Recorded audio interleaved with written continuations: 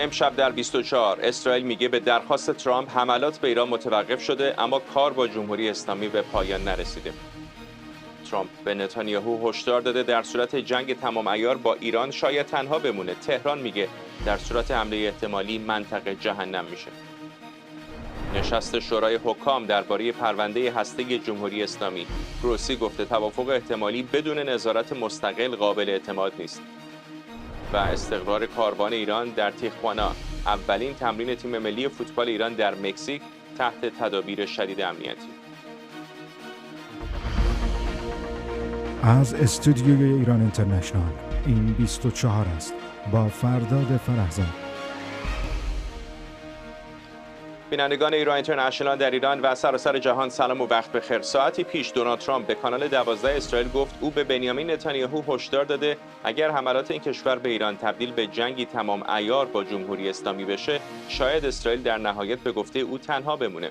پیشتر رسانه‌های اسرائیلی گفته بودند اسرائیل به درخواست ترامپ حملات به ایران را متوقف کرده، اما عملیات نظامی علیه اهداف حزب الله در جنوب لبنان ادامه پیدا می‌کنه. ارتش اسرائیل اعلام کرده به 20 هدف در چند استان ایران از جمله تهران، اصفهان و خوزستان در واکنش به حملات جمهوری اسلامی حمله کرده. در همین حال نخست وزیر اسرائیل میگه رویارویی با حزب الله و جمهوری اسلامی هنوز به پایان نرسیده و اگر تهران بار دیگه به اسرائیل حمله کنه با تمام قدرت به اون پاسخ داده میشه. ایران و حزب الله ضعیف‌تر از همیشه اند و ما قوی‌تر از همیشه، اما نبرد با آنها هنوز به پایان نرسیده. در شبانه روز گذشته ایران و حزب الله تلاش کردند معادله تازه را به ما تحمیل کنند، معادله غیر قابل تحمل و غیر قابل قبول. آنها تصور کردند می‌توانند از خاک لبنان و ایران به اسرائیل شلیک کنند و ما واکنشی نشان ندهیم، اما این اتفاق نیفتاد و هرگز هم نخواهد افتاد. خبرنگارانمون سمیرا قرایی از کاخ سفید و بابک اسحاقی از تل‌آویو با ما هستند. سمیرا، این رویکردی که آقای ترامپ داره از خودش نشون میده به نظر میرسه که حمله به اسرائیل هم حتی برای او خط قرمزی برای از سرگیری تمام عیار جنگ نیست.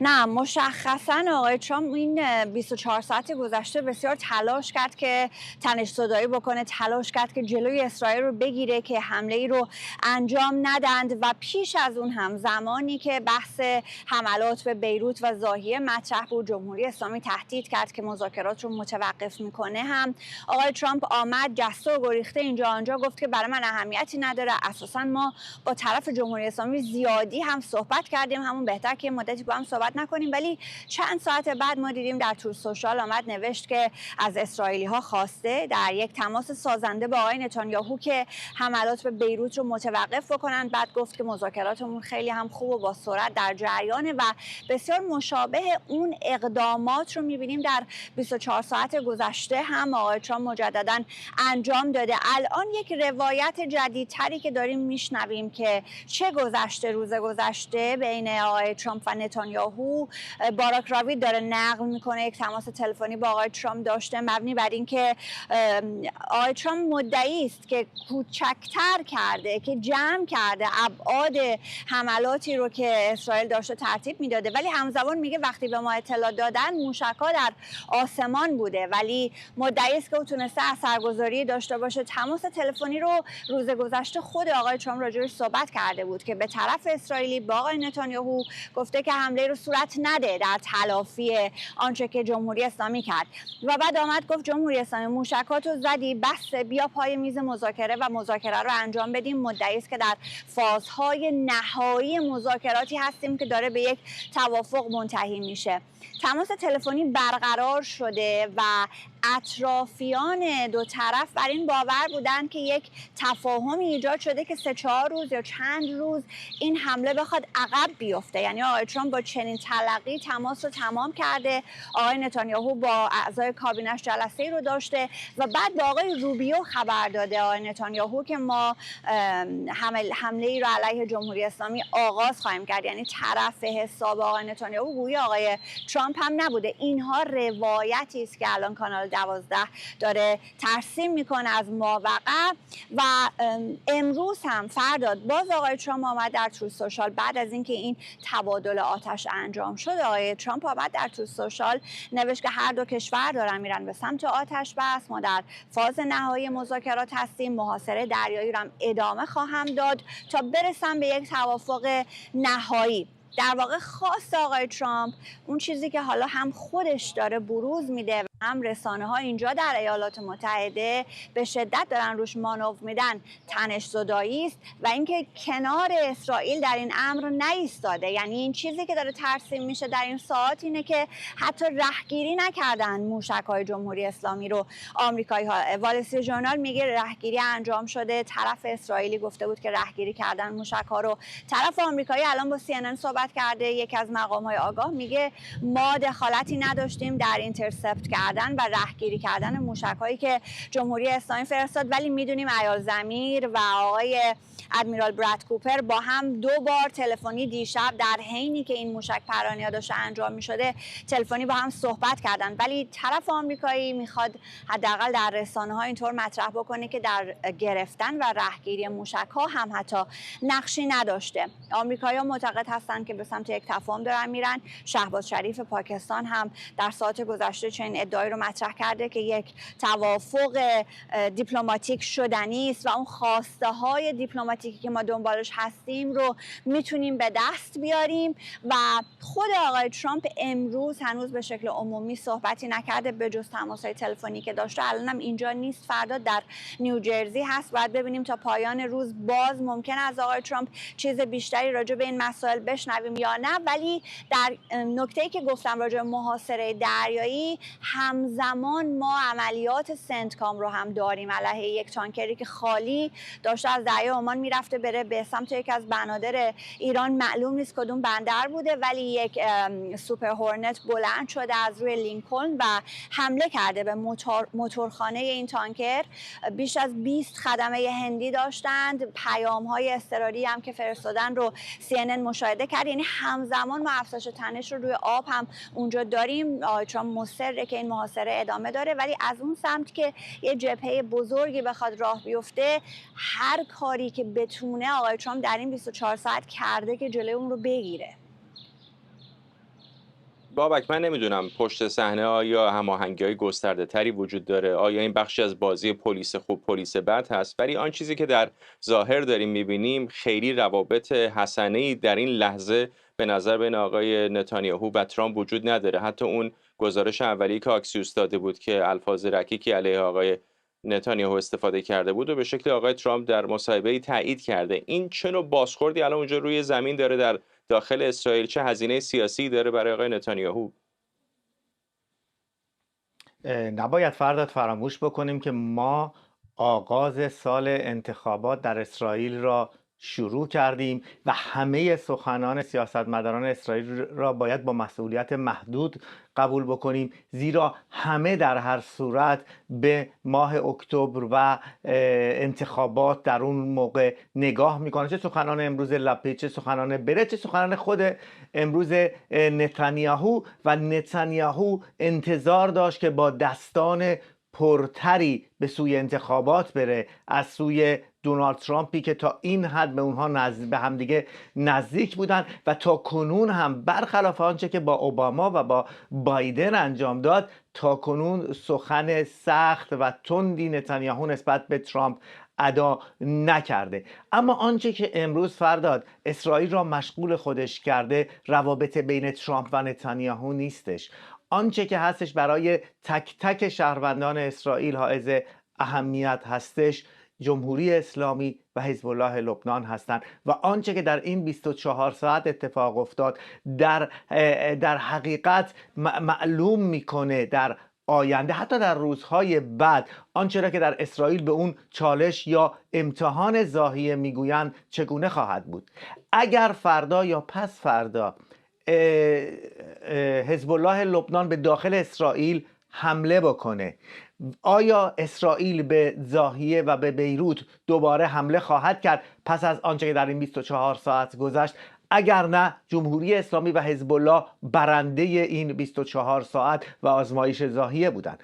اگر اسرائیل طبق آنچه که گفته به ضاحیه حمله بکنه پس از حمله حزب الله و موشک اندازی به سوی اسرائیل، آن موقع اگر جمهوری اسلامی دوباره به اسرائیل حمله نکنه، پس این بار اسرائیل برنده این بازی بوده و در نتیجه باز به آنچه که برمیگردیم که در رابطه با دونالد ترامپ و اسرائیل، اگر این اتفاق بیفته و اسرائیل برنده این موضوع باشه، در نتیجه ترامپ هم حتما خودش را با سیاست‌های نتانیاهو یکی خواهد کرد. امروز نتانیاهو چندین بار در سخنرانی خودش گفت که با ایالات متحده هماهنگ هستیم، با روابط بسیار دوستانه‌ای با ترامپ داریم، اما آنچه که ما میدونیم در اسرائیل این هستش که ترامپ قبل از حمله به نتانیاهو هشدار میده که در دنیا تنها خواهی ماند اگر حمله بکنی. از اون میخواد، همانطوری که سمیرا گفت، که به حمله موشکی جمهوری اسلامی پاسخ نده.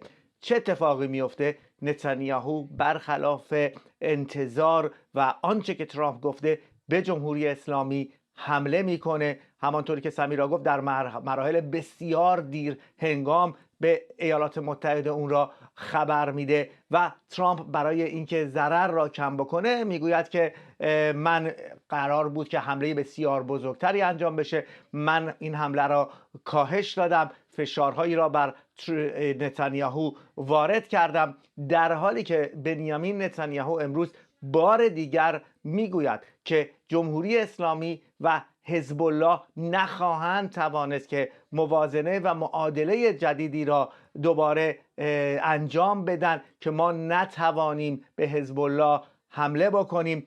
در حقیقت به همبسته کردن هر دو جبهه جمهوری اسلامی و لبنان را اسرائیل به هیچ عنوان قبول نمیکنه. امروز هم برای نشان دادن این موضوع از صبح چند حمله در جنوب لبنان انجام شد، با آنکه قرارگاه خاتم الانبیا میگوید که جنوب لبنان هم جزئی از این موازنه و معادله هستش که جمهوری اسلامی ایجاد کرده. ولی در مقابل حزب الله فرداد به داخل اسرائیل امروز هیچ حمله ای را انجام نداد. چند حمله ای که ما شاهد اون بودیم در داخل خاک لبنان و بر علیه سربازانی هستش که در خاک لبنان بودن. در هر صورت منتظر هستیم ببینیم که این زورآزمایی بر سر لبنان بین اسرائیل و جمهوری اسلامی به کجا می انجامد. فرداد. ممنونم از هر دوتون. سمیرا قرایی در کاخ سفید و بابک اسحاقی از تل‌آویو. در واکنش به درگیری‌های اخیر در تهران، محمد باقر ذوالقدر دبیر شورای عالی امنیت ملی گفته اگر در صورت حمله ائتلاف اسرائیل آمریکا منطقه به گفته او برای اونها جهنم میشه. همزمان محمد باقر قالیباف رئیس مجلس گفته جمهوری اسلامی معادله آتشبس روی کاغذ رو نقض مکرر اون در میدان رو برهم زده. او در شبکه اکس گفته تا زمانی که طرف مقابل اراده واقعی برای اعتماد سازی نشون نده، پاسخ جمهوری اسلامی ادامه داره. جابر رجبی تحلیلگر سیاسی به ما پیوسته. آقای رجبی، از یک طرف تصور بر اینه که خب جمهوری اسلامی بسیار ضعیف شده، ولی می‌بینیم در همین شرایط هم دوباره داره به اسرائیل حمله میکنه. یک اعتماد به نفسی طبیعتاً دارن، از کجا نشأت میگیره؟ درود بیکرات. آره، ضعیف شدن در زوایای مختلفی داره. همه یک ایران کشور بزرگ با ابعاد مختلفی، ابعاد اقتصادی، ابعاد سیاسی، مشروعیت. یعنی شما ضعف رو روی چی ببینیم؟ اگر بله تمام قدرت کشور فقط روی مثلا موشک بالستیکی ببینیم که حالا 10 تاش یکیش میخوره یا روی پهپاد، بله قدرت داره، اما اگر نه، کشوری باید ببینی که تاباوری اقتصادی تا حتی نظر نظامی بتونه دفاع بکنه از کاری که میکنه، یعنی تاوانش رو بتونه بده، تحمل پذیر باشه. اون موقع مسائل خیلی پیچیده تر میشه. خب کشوری که الان رهبری رو داره که گم و گوره، پیداش نیست. از اون ورش هم این معادله‌ای که حالا یه ذره من البته یه جور دیگه فکر میکنم تو این اتفاقات 24 ساعت اخیر و قبل ترش انقدر موضوع ظاهری نمیبینم. موضوع معادله ظاهری رو ببینید. وقتی که آتش بس حزب الله و اسرائیل شد در 2024 بود فکر میکنم، اون موقع خب اسرائیل پشت سر هم میومد میزد لبنان رو و خب اونم پاسخی نمیداد. اینها اگر بخوان روی ایران این معادله رو اجرا بکنن، خب ایران کشور پهناوری نمیشه. اما یه کار دیگه انجام میدن. ببینید جمهوری اسلامی وقتی میزنه یک سری موشک به یه جایی میزنه که اونقدر شاید تأثیر نظامی، حالا میخوام اون قدرتمندی رو بگم، تأثیر نظامی در معادلات نظامی نمیگذاره. مناطقی رو حالا اونا چند ساعت میرن در زیرزمین ها، بله به عنوان موازنه وحشت تأثیر میذاره، اما داریم حرف از نظامی میزنیم. اما وقتی آمریکا میاد یا اسرائیل حمله میکنه، نقطه زنی میکنه، برنامه‌ریزی میکنه روی یک هدف مشخصی. مثلا شما اگر نگاه بکنید توی درگیری هایی که هر از گاهی در تنگه هرمز میشه، یک کشتی رو میزنن، از اون ور آمریکا میاد میزنه. آمریکا موقع کجا رو میزنه؟ میاد یکی از چشم و گوش های سپاه رو که روی تنگ سواره میزنه. تو چند رفت و برگشت بعد دیگه کاری نمیکنه. همین مسئله‌ای که در 24 ساعت اخیر بوده، خب همه این نقطه هایی رو که میزنه این تأثیر میذاره، یعنی آتش بس به هم نمیخوره. این شکلی که شما دیدید، من از اونایی هم که میگم اصلا امکان نداره که نتانیاهو با ترامپ هماهنگ نکرده باشه، به ترامپ نگفته باشه، با ترامپ اصلا لوجستیک نگرفته باشه از آمریکا برای این عملیاتی که انجام داد. ولی خب از اون ورش هم باید یه کاری اتفاق بیفته که اون جنگ منطقه‌ای که جمهوری اسلامی دنبالشه که همه رو با هم آتیش بزنه اتفاق نیفته. اون آتش بسی که به عنوان یک دیپلماسی خشن میتونیم ببینیمش به هم نخوره. از اون ورشم یک اتفاقی نیفته که من دارم اسرائیل و آمریکا رو میگم، اتفاقی نیفته که جمهوری اسلامی از این آتش بس دوباره بتونه زنجیرش رو درست بکنه. پس من فکر میکنم که این اتفاقاتی که 24 ساعت اخیر افتاد و قبلترش توی مسئله تنگ هرمز روی یک معادله که اینها توی اون فشار حد اکثریه که قبل که محاصره درش هست، مسئله نظامی درش هست، مسئله مذاکرات حالا سریع درش هست، همه اینها باعث میشه که اون جمهوری اسلامی که شما میبینی الان که بله موشک رو میتونه بزنه، پهپاد رو میتونه بزنه، اما اون اتفاقی که داره میفته ابعاد دیگر رو داره ازش غافل میشه. اتفاقا آمریکا و اسرائیل بیشتر سراغ اون ابعاد دیگه دارن میرن، اون مسائل دیگه میرن که ناخودآگاه این زنجیر پاره بشه. آیا میبینید که این تبادل آتش هایی که علیرغم آتش بس در جریان هست، چه بین ایران و آمریکا، چه حالا اخیراً بین ایران و اسرائیل، دوباره بتونه جنگ رو به صورت تمام عیار شعلش رو روشن بکنه؟ من اعتقاد دارم که یک درگیری تمام عیار دیگه وجود داره، یعنی همچین اتفاقی خواهد افتاد، اما قبل از اونی که این اتفاق بیفته حتما آمریکا یا اسرائیل یک برنامه‌ریزی‌های دیگه‌ای دارن، چند وجهی دارن که من فکر میکنم که اون درگیری فرق میکنه با این درگیری. یک سری پیش زمینه ها داره که همین اتفاقایی که ما داریم میبینیم این پیش زمینه هاشه. یک مسئله تنگ هرمز داره یک راه جدید درست میشه، مسائل به نظرم یک معادلات دیگه از این هست. اما اینه که یه راه وجود داره. ببینید نگاه کنید اسرائیل، اصلا ما آمریکا بذاریم کنار، اسرائیل که نمیتونه، مثلا خود جای اسرائیل میخوایم فکر کنیم، ما تعریف یا تمجید یا بد گفتن نیست، داریم به جای اون آدمه فکر میکنیم.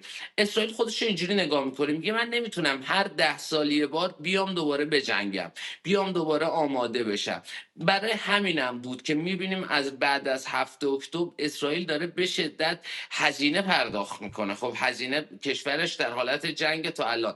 به نظرم اسرائیل دنبال یک میشه گفتش که امنیت مداومیه، طولانی تریه. اینو بذارید کنار، کشورهای منطقه هم به همین اضافه شدن. حالا فارغ از اینی که الان میبینیم مثلا حالا شاید با جمهوری اسلامی هم گفتگو کنن، اما اینها هم میبینن که خب همین آدما بودن که یه شب به ما حمله کردن، یا اون آدمایی که اسرائیل حمله کردن. پس اینا یک امنیت مداومی میخوان، با بودن حداقل همین آدمایی که سر کارن، نظامی که ساخته شده، ساختاری که ساخته شده، امنیت طولانی مدت وجود نداره برای این دو قشر. اینا رو بذاریم کنار، حداقلش جهان، یک قسمتی از جهان متضرر شده از گروگانگیری جمهوری اسلامی.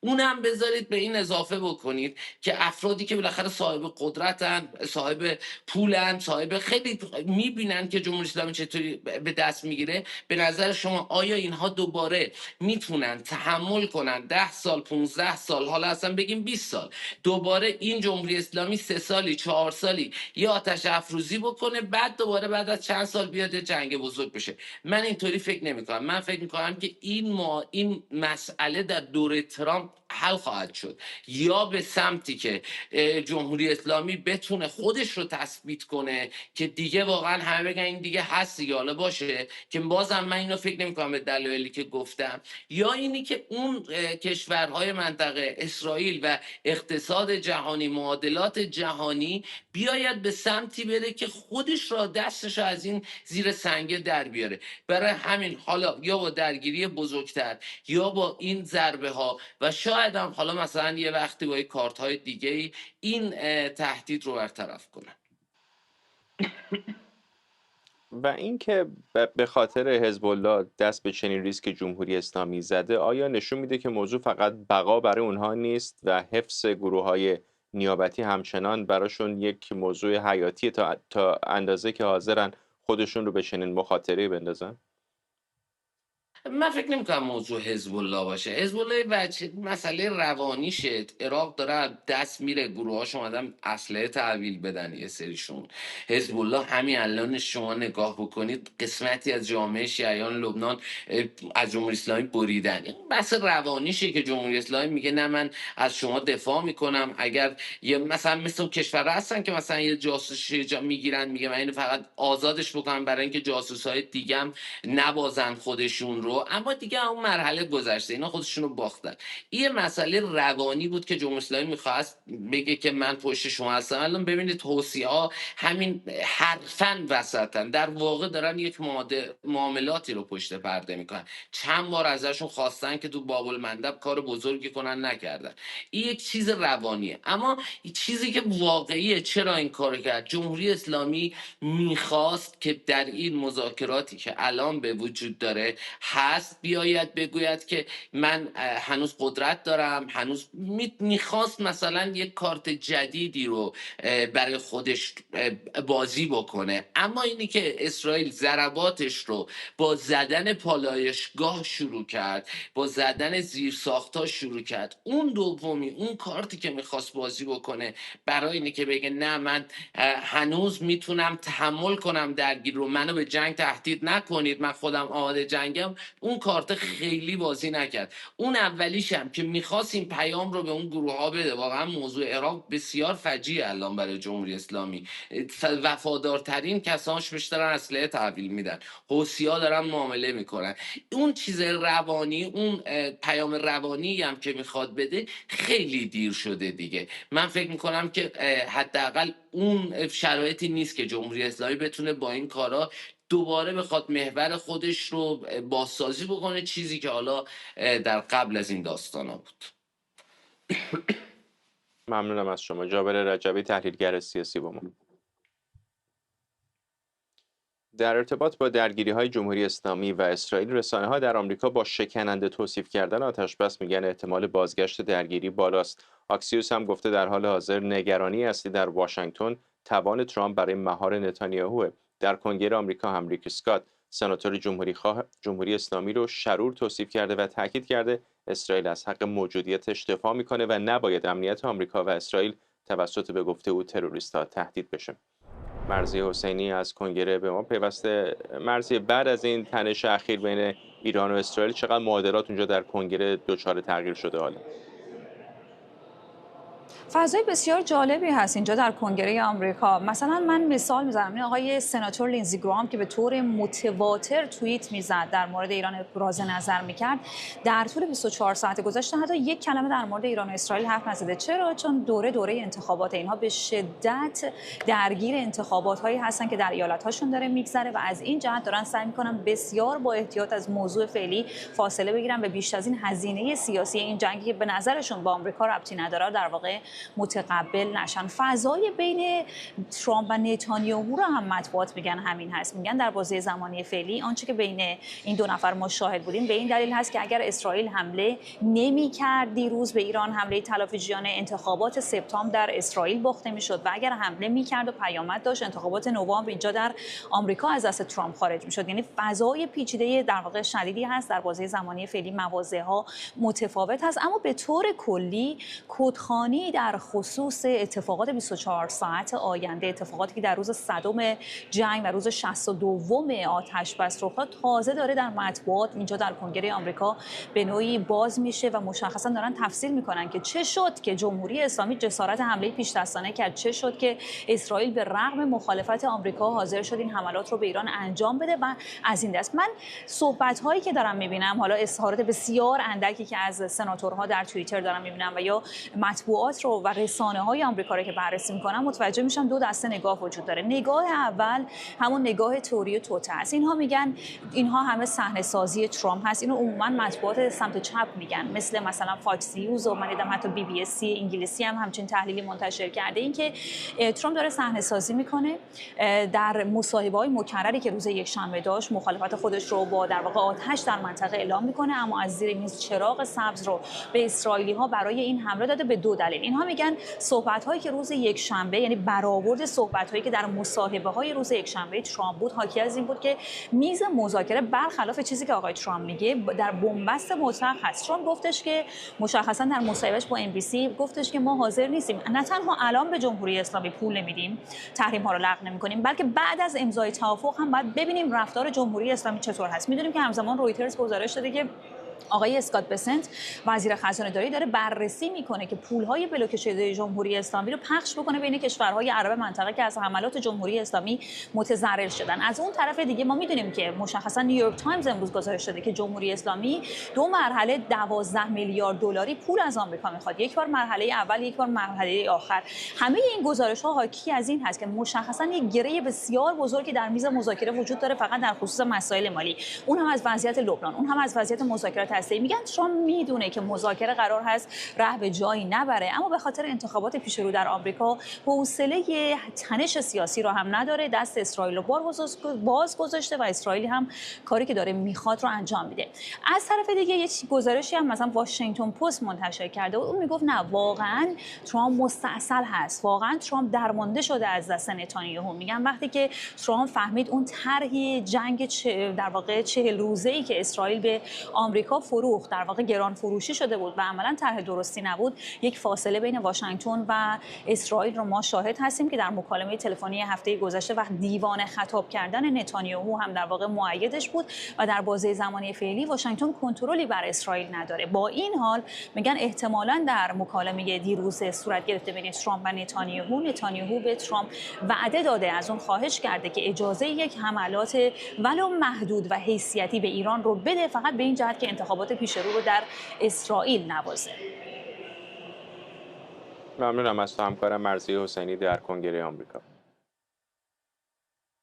در ادامه واکنش رسانه‌ها در آمریکا به موضع آمریکا در قبال درگیری اسرائیل و جمهوری اسلامی، یک مقام آمریکایی به CNN گفته ارتش آمریکا هیچ یک از موشک‌های بالستیک شلیک شده از سوی ایران به سمت اسرائیل رو رهگیری نکرده. با این حال این مقام تایید کرده که ارتش اسرائیل و فرماندهی مرکزی آمریکا سنتکام در شبانه روز گذشته هماهنگی نزدیکی داشتند و رئیس ستاد ارتش اسرائیل 2 بار با فرمانده سنتکام گفتگو کرده.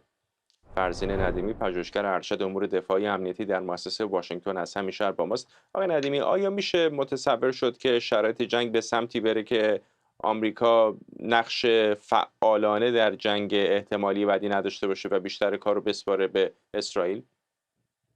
بله، میشه چنین تصوری کرد، میشه چنین سناریویی رو در نظر داشت که صندلی جلو رو اسرائیل داشته باشه و ایالات متحده صرفاً یک نقش پشتیبانی کننده رو ایفا بکنه، یه چیزی شبیه جنگ 12 روزه، حالا با یک بازه زمانی کوتاه‌تر یا حتی طولانی‌تر.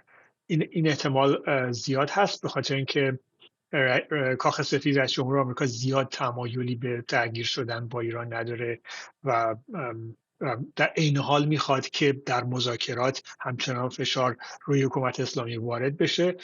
این میتونه یک سناریوی ایدئالی باشه که فشار روی حکومت اسلامی بیاد، امکانات نظامیش بیشتر تضعیف بشه و ولی در عین حال در مذاکره هم همچنان باز باشه، همچنان بتونن تبادل نظر بکنن و در نهایت به یک توافق موقتی برسن. ولی باید دید که از طرف تهران آیا چنین تمایلی وجود داره. اگر در دراز مدت این وضعیت ادامه پیدا بکنه، آیا صرفاً به درگیر شدن با اسرائیل ادامه خواهند داد یا اینکه اکتفا خواهند کرد یا اینکه در مرحله سطح تنش رو بالاتر خواهند برد و کشورهای خلیج فارس رو هم سعی میکنن تحت تاثیر قرار بدن، چون این کشورهایی هستن که تاثیر زیادی روی کاخ سفید دارن، روی دولت آمریکا، روی سنتکام دارن و فشارهای اونها طبیعتاً در هر شرایطی میتونه تاثیرگذار باشه. ولی اسرائیل به نظر من این درگیری رو شروع کرد با این دورنما که برای یک بازه یک هفته‌ای یا 2 هفته‌ای ادامه بده و یک سری اهداف مشخصی رو به ویژه اهداف مربوط به برنامه موشکی ایران رو مورد حمله قرار بده. و من فکر می‌کنم که این بیشتر تمایل حکومت اسلامی و سپاه پاسداران با وجود اینکه این حملات رو شروع کرد و با وجود اینکه نشون داد که آمادگی داره تا حدی که به سرعت واکنش نشون بده، ولی در نهایت خودش تصمیم گرفت که سریعتر اینو به پایان برسونه، چون متوجه شد که اسرائیل در این زمینه یه مقداری برنامه ریزی داره. حملات مشخصی که اسرائیل به سیستم پدافند هوایی کرد در ایران مشخص بود که داره خودش آماده میکنه برای اینکه نیروی هوایی اسرائیل حضور گسترده تری در ایران داشته باشه با ایمنی بیشتر. البته این اتفاق ممکنه در طی روزهای آینده هم بیفته، چون ما میبینیم که در جنوب لبنان قراره عملیات اسرائیل گسترش پیدا بکنه و اگر اون جوری که سخنگوی قرارگاه خاتم الانبیاء در ایران گفت که در صورتی که حمله به بیروت بشه در درجه اول، ولی اسمی از جنوب لبنان هم برد، یه تهدیدی در مورد جنوب لبنان هم کردن. حالا ممکنه نصف نیمه باشه، ولی به هر حال باید دید اگر حملات اسرائیل در جنوب لبنان گسترش پیدا بکنه، به رود زهرانی برسه، به سمت نبطیه پیش بره که روی نبطیه هم به هر حال شیعیان و حزب الله هم حساسیت زیادی دارن، ممکنه که سطح تنش به حدی بالا بره که دوباره تبادلات موشکی و بمباران پیش بیاد. ممنونم از شما. فرزین ندیمی، پژوهشگر ارشد امور دفاعی و امنیتی در مؤسسه واشنگتن از همین شهر با ما. مدیر کل آژانس بین‌المللی انرژی اتمی میگه پرونده هسته‌ای جمهوری اسلامی در مرحله پیچیده قرار گرفته، اما آژانس پیش از این هم با چنین وضعیتی روبرو بوده. رافائل گروسی گفته آژانس به تلاش برای تعامل با تهران و پیگیری بازرسی از تأسیسات هسته ایران ادامه میده. جزئیات بیشتر از همکارم احمد صمدی. نشست شورای حکام آژانس بین‌المللی انرژی اتمی در حالی برگزار شد که پیش از این آقای رافائل گروسی در گزارشی به اعضای شورای حکام ابراز نگرانی کرده بود از اینکه آژانس دسترسی نداره به برنامه هسته‌ای جمهوری اسلامی و دانش کافی نداره که جمهوری اسلامی چه اقداماتی رو داره انجام بده در زمینه فعالیت‌های هسته‌ای خودش.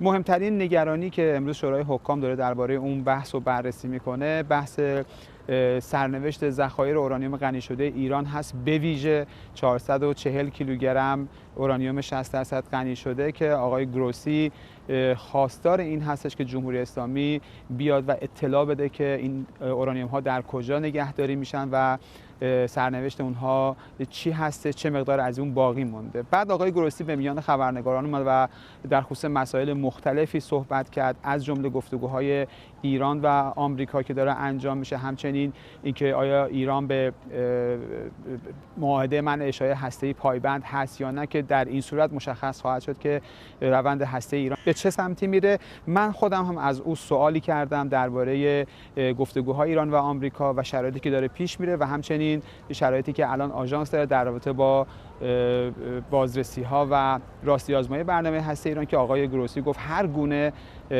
گفتگو بدون حضور آژانس یک توهم خواهد بود در خصوص رسیدن به یک توافق. این سوال رو و جوابون رو بشنویم. دو تا سوال دارم. اولیش در مورد مکانیزم ماشه یا اسنپ بک است. حالا که این مکانیزم ماشه فعال شده و قطعنامه سازمان ملل خواستار این شده که ایران غنیسازی رو متوقف کنه. آیا آژانس تنها تعهدات پادمانی رو راستی‌آزمایی خواهد کرد یا پایبندی ایران به این توقف و تعلیق غنیسازی رو هم راستی‌آزمایی خواهد کرد؟ خب ما باید این راستی‌آزمایی کنیم، ولی در حال حاضر این کار رو نمی‌کنیم. این در واقع بخشی از گفتگویی است که تا اینجا داشتیم. ما قادر نیستیم که این کار رو بکنیم در این لحظه به واسطه این دو عامل. یکی این که از یک سو فعالیت نظامی هر از جنگایی در جریان هست و ایران تعامل نداشته با ما.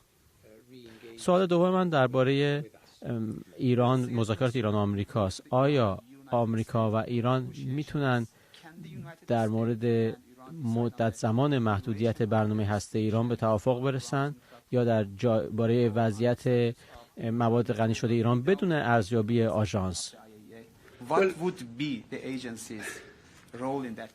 البته که میتونن، اما امیدوارم که این کار نکنن، چون خب دو کشور میتونن با هم دیگه هر توافقی که میخوان داشته باشن، ولی من فکر میکنم که حتی خود اونها هم این رو واقف باشن که یک توافقی که راستی‌آزمایی مناسب بخش از اون نباشه در واقع یک توهم توافق هست، برای اینکه شما نمیدونید که طرف دیگر به مفاد این توافق پایبند هست یا نه. بنابراین فکر میکنم که اذعان کنن خودشون هم که آژانس باید نقش مهمی ایفا کنه. ایالات متحده هم امروز پیشنویس قطعنامه‌ای رو میان اعضای شورای حکام توضیح کرده که قطعنامه‌ای هست علیه برنامه هسته جمهوری اسلامی. در واقع این قطعنامه بر مبنای گزارش آژانس تهیه شده و ایالات متحده هم از جمهوری اسلامی در این پیشنویس قطعنامه خواسته که فوراً با آژانس همکاری بکنه، اطلاع بده که ذخایر اورانیوم غنی شده ایران کجا قرار داره و همچنین اجازه بده که بازرسان آژانس بین‌المللی انرژی اتمی برن و از سایت‌های هسته‌ای ایران از جمله سایت‌هایی که بمباران شدن هم بازرسی بکنه و در نهایت هم شاهد واکنش جمهوری اسلامی به این پیشنویس قطعنامه بودیم که آژانس رو تهدید کرد و اعلام کرد که آژانس باید با احتیاط برخورد بکنه و جمهوری اسلامی هم تحت فشار و زور با آژانس و جامعه بین‌المللی همکاری نخواهد کرد. احمد صمدی گزارش میداد. اولین تمرین تیم ملی فوتبال ایران در مکزیک ساعتی بعد از ورود ملی پوشان به شهر تیخوانا و در فضای با تدابیر شدید امنیتی برگزار شد. تصاویر منتشر شده نشون میده نیروهای پلیس و نظامی مکزیک مسیر حرکت تیم ملی از فرودگاه تا هتل محل اقامت رو با تدابیر ویژه امنیتی همراهی کردند. تیخوانا بعد از اعمال محدودیت‌های آمریکا برای حضور کاروان ایران در خاک این کشور به عنوان محل استقرار تیم ملی انتخاب شده. همزمان سخنگوی وزارت خارجه جمهوری اسلامی گفته تیم ملی اجازه نداره زودتر از 48 ساعت پیش از مسابقه وارد ایالات متحده بشه. همکارم رضا محدث از تیخوانا مکزیک به ما پیوسته. رضا، فکر میکنم بالاخره بعد از تمام این حواشی و دردسرها و موضوع روادید بالاخره یک نفس راحتی شاید این اعضای تیم بتونن بکشن در آستانه بازی‌هاشون. البته شاید دردسرهای جدیدی پیش روی تیم فوتبال ایران باشه. فرداد همین دقایقی پیش از این که گفتگومون رو با تو شروع بکنم و همین ساعتی پیش که من وارد تیخوانا شدم، اتوبوس تیم فوتبال ایران اومد و همونطور که در خبر هم گفتی، همونطور که شاهد بودیم، با چه تدابیر امنیتی تیم ایران رو از فرودگاه به هتل بردن، با تدابیر بسیار بسیار شدید امنیتی وارد ورزشگاه اونطور که خودشون میگن استادیو کالیانته در شهر تیخوانا شدن. بسیار تدابیر بالا بود. همراه خبرنگاران بسیاری از شبکه‌های مختلف مکزیک اینجا هستند. خبرگزاری‌های مختلف هم اینجا حضور دارند و پوشش میدن حضور تیم فوتبال ایران در اینجا رو. من یک روایتی هم بکنم. مسیری که تیم ملی قراره که اونطور که گفته شده اگر بخوان زمینی خودشون رو به لس آنجلس برسونن، اون مسیری که ما طی کردیم حدوداً 2.5 ساعت از لس آنجلس تا خاک مکزیک و در این محلی که هستیم طول میکشه. اما ورود به آمریکا قاعدتاً قاعدتاً برای ملی پوشان و بازیکنان تیم فوتبال ایران یک چالشی میتونه باشه. اونطور که گفتن 48 ساعت پیش از آغاز مسابقه میتونن وارد خاک آمریکا بشن. اینکه از چه طریقی قراره وارد خاک آمریکا بشن، اینکه مرزبانی ایالات متحده آمریکا چه تدابیری رو اندیشیده برای اینکه تیم ایران وارد اونجا بشه. به هر حال 26 نفر بازیکن به همراه کادر فنی قرار وارد بشن. هر کدوم از اونها با پاسپورت ایرانی، با ویزایی که گرفتن، ممکنه که در مرز مورد سوال قرار بگیرن، مورد در حقیقت ببرنشون جداگونه با اونها مصاحبه بکنن. این هم از اون نکاتی هستش که هنوز برای تیم فوتبال ایران ابهام براش وجود داره. نکته دیگه ای که میتونم عرض کنم خدمت شما و البته بینندگان ایران اینترنشنال و برنامه تو اینه که دیروز من در تجمع اعتراضی مخالفان جمهوری اسلامی بودم. اون هم چالش دیگه ای هست، یعنی رویارویی تیم فوتبال ایران، بازیکنان اونها با مخالفان جمهوری اسلامی که از همین دیروز بیرون ورزشگاه لس آنجلس حضور داشتن، اونجا خودشون رو آماده می‌کردن تا در روز مسابقه بیان. پرچم‌های شیر و خورشید رو باشون که صحبت می‌کردن میگفتن هر طوری که شده، به هر وسیله‌ای که شده، از طریق اپلیکیشن، از طریق پوشیدن تیشرت، زیر تیشرت، تلاش خواهند کرد که وارد ورزشگاه بکنن و نقشه‌های دیگه‌ای هم دارن.